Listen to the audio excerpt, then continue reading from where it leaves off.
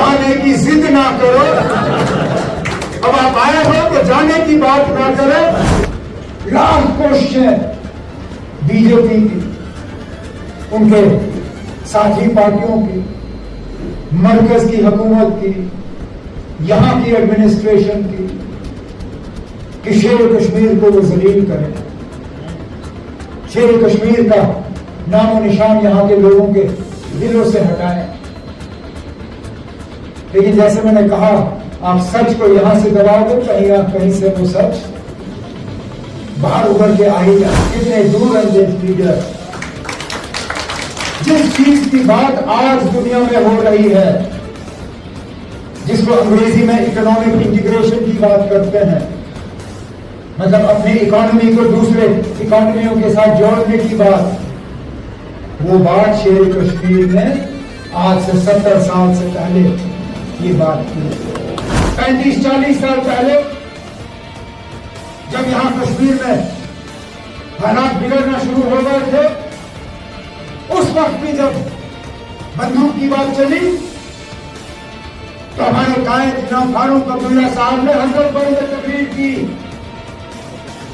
और जम्मू कश्मीर के नौजवानों को कहा कि नौजवानों, ये बंदूक मत उठाओ, इसमें सिर्फ और सिर्फ हमारी तबाही और बर्बादी लिखी हुई है। शायद इसी बात का नतीजा है कि आखिरकार सच को ज्यादा देर छुपाया नहीं जा सकता। लाख कोशिशें बीजेपी की, उनके साथी पार्टियों की, मरकज की हुकूमत की, यहां की एडमिनिस्ट्रेशन की, कि शेर कश्मीर को वो जलील करें, शेर कश्मीर का नामो निशान यहां के लोगों के दिलों से हटाएं। लेकिन जैसे मैंने कहा, आप सच को यहां से दबाओगे, कहीं से वो सच बाहर उभर के आ ही जाएगी।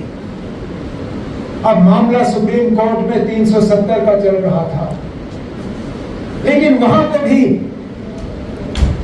Honourable chief justice of India से रहा नहीं गया। उस दौरान भी उन्होंने वही बात की जो हम कहते आए कि शेर कश्मीर जो थे वो कोई मामूली लीडर नहीं थे। उनकी दूर अंदेशी को नजरअंदाज नहीं किया जा सकता है। और बेंच पे बैठ के बिल्कुल वही अल्फाज चीफ जस्टिस ऑफ इंडिया ने इस्तेमाल किए जब कहा कि शेर कश्मीर के जो फैसले थे जम्मू कश्मीर को लेके, उसी से पता चल जाता है कि कितने विजनरी लीडर थे, कितने दूर अंदेश लीडर। जिस चीज की बात आज दुनिया में हो रही है, जिसको अंग्रेजी में इकोनॉमिक इंटीग्रेशन की बात करते हैं, मतलब अपनी इकोनॉमी को दूसरे इकोनॉमियों के साथ जोड़ने की बात, वो बात शेर कश्मीर ने आज से 70 साल से पहले ये बात की। कोई मामूली छोटी बात नहीं है ये। तभी तो मैं कहता हूं कि कुछ तो है कि इनकी लाख कोशिशों के बावजूद आज भी हम यहां एक जगह मिलके एक दूसरे से बात कर पाते हैं। और हमारी बात में कुछ लोग वजन देखते हैं। शायद ये इस बात का भी नतीजा है कि हम लोगों को धोखा नहीं देते, लोगों को गलत रास्ते की तरफ नहीं लेते। 35-40 साल पहले जब यहां कश्मीर में हालात बिगड़ना शुरू हो गए थे, उस वक्त भी जब बंदूक की बात चली तो हमारे कायद जनाब फारूक अब्दुल्ला साहब ने हजरत बल में तकरीर की और जम्मू कश्मीर के नौजवानों को कहा कि नौजवानों, ये बंदूक मत उठाओ, इसमें सिर्फ और सिर्फ हमारी तबाही और बर्बादी लिखी हुई है। अगर आपको फारूक अब्दुल्ला पसंद नहीं है, मैं चला जाऊंगा, लेकिन कम से कम फारूक अब्दुल्ला को हटाने के लिए इस बंदूक का सहारा मत लीजिए। वो दिन और ये दिन साबित हुआ कितनी तबाही और बर्बादी इस बंदूक ने लाई। कब्रिस्तान के कब्रिस्तान भर गए। जिस दफ्तर में हम खड़े हैं, सैलाब से पहले यही कमरा तस्वीरों से भरा होता था। इन दीवारों पे उन मेरे साथियों की तस्वीर होते थे जिन्होंने इन 30-35 सालों में अपनी जान की कुर्बानी दी, सिर्फ इसलिए क्योंकि वो जम्मू कश्मीर के लोगों को गुमराह करने के लिए तैयार नहीं थे। वो बार बार कहते रहे कि अगर जम्मू कश्मीर में कुछ हासिल करना है तो इसी मुल्क से हासिल करना है, इस मुल्क के आईन से हासिल करना है। 2019 के बाद भी जब कुछ लोग हमें झांसा देते थे, हमें छेड़ने की कोशिश करते थे, कहते थे आप लोग सड़कों में क्यों नहीं उतरते हो, नौजवानों से एहतजाज क्यों नहीं कराते हो। उनसे कहता था आप एहतजाज से हमने कुछ नहीं हासिल किया। यहां के नौजवानों को हाथ में पत्थर देके मैं उनके मुस्तकबिल के साथ खिलवाड़ नहीं करना चाहता हूं। हम लड़ेंगे तो अदालत में लड़ेंगे, हम लड़ेंगे तो जमहूरी तरीके से लड़ेंगे, हम लड़ेंगे तो आईनी तरीके से लड़ेंगे और बिल्कुल अपने अल्फाजों पे हम कायम रहे। आज मुझे उस बात की तसल्ली है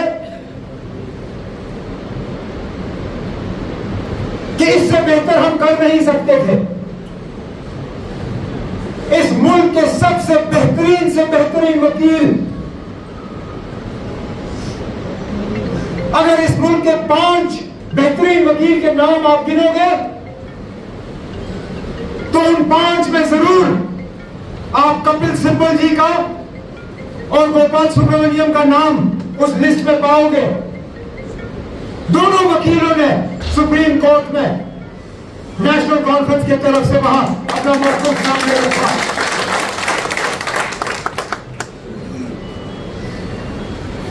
मैं कुछ हद तक इस बात को अपनी छोटी सी कामयाबी समझता हूं। तो जो लीडर कल तक कह रहे थे कि 370 गया, इसको भूल जाओ, ये कभी वापस आने वाला नहीं है, उन्होंने भी अब करवट ली, उनकी तकरीरों में भी बदलाव आया। आज वो भी कहने पे मजबूर हुए कि 370 जो है जम्मू कश्मीर के लोगों के साथ जुड़ा हुआ मामला है, इसके साथ छेड़छाड़ नहीं किया जाना चाहिए था। जिन लोगों का सुप्रीम कोर्ट से कोई लेना देना नहीं था, आज अल्लाह के फजल से वो भी सुप्रीम कोर्ट जाके वहां पे हालात का जायजा ले रहे हैं, हाजिरी दे रहे हैं। बाकी हार जीत अल्लाह ताला के हाथ में है। इंसान तो सिर्फ कोशिश कर सकता है और कोशिशों में हमने कोई कसर बाकी नहीं रखी है। बाकी अब हमें अल्लाह ताला से मांगना चाहिए कि हम अपने इस मंजिल में कामयाब हो और जम्मू कश्मीर को हम इस दलदल से निकालने में हम कामयाब हो जाएं। बाकी सियासी बातें मैंने बहुत करनी थी, लेकिन अनीस साहब ने पहले ही अपनी तकरीर में कहा कि वो डूरू में एक बहुत अलीशान और बड़ा जलसा वहां पे रखना चाहते हैं, तो मैं भी उस जलसे के लिए कुछ बातें रखना चाहता हूं। मेरी सिर्फ आप सबों से मोहतबाना गुजारिश होगी कि तौकीर साहब जो हैं उनके हाथ मजबूत करिए, इनके साथ कंधे से कंधा मिला के आप लोग काम करें। ये आपका घर है, आज आप घर आए हो। हनी साहब ने जज्बातों में आके कहा कि घर में आना जाना रहता है, आना ज्यादा रहना चाहिए, जाना कम रहना चाहिए।